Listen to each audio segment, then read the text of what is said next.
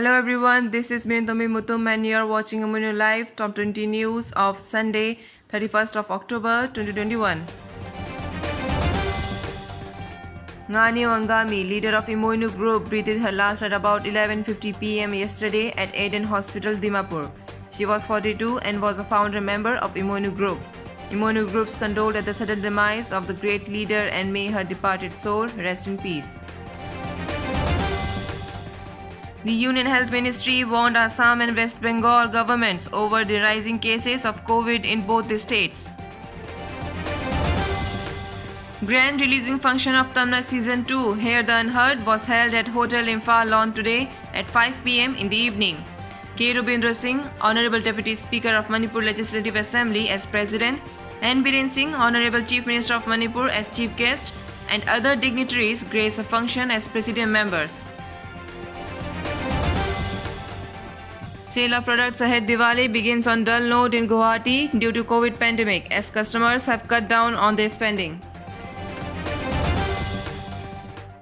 A road mishap today at Besimari under Dalgaon police station in Assam's Darang district has led to the death of 5 people including a child, with 3 persons seriously injured.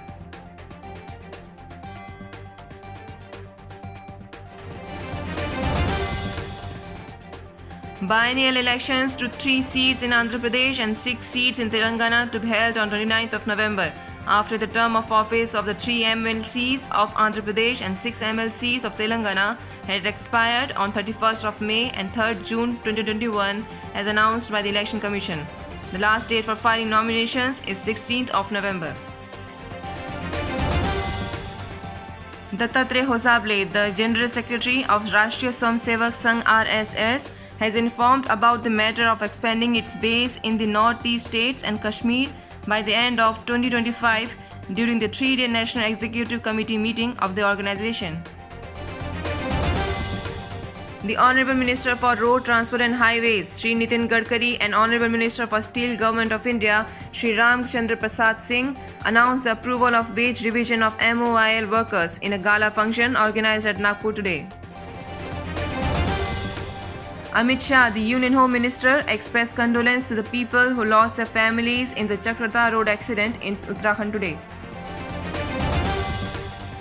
An ex gratia of Rs 2 lakh each to be given to the next of kin of those who lost their lives in the Chakrata road accident and Rs 50,000 each to the injured, as announced by the Prime Minister Shri Narendra Modi today. Private hospitals in Delhi to either increase the number of beds or cancel the planned surgeries in order to provide the accommodation to dengue patients. Local train services has been resumed with 50% capacity in West Bengal today. Prime Minister Shri Narendra Modi addressed the nation on the occasion of National Unity Day today by paying tribute to Sardar Patel, who dedicated his life for the ideal of Ek Bharat, Shresth Bharat. A webinar on affordability and innovation, ensuring quality drugs for all, chaired by Professor K. Vijay Raghavan, Principal Scientific Advisor to the Government of India, was organized by the National Pharmaceutical Pricing Authority during Azadi Ka Amrit Mahotsav. Shri Amit Shah, the Union Minister of Home Affairs and Minister of Cooperation, attended program organized at Kevadia, Gujarat today as the chief guest on the occasion of National Unity Day. A mini marathon organized today by the J&K Police to promote the message of peace and unity on the occasion of National Unity Day as part of Azadi Ka Amrit Mahotsav celebrations.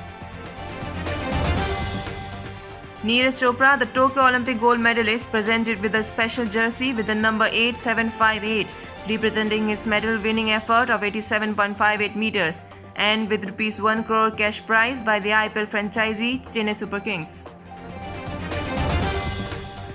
Today's Assam COVID-19 update.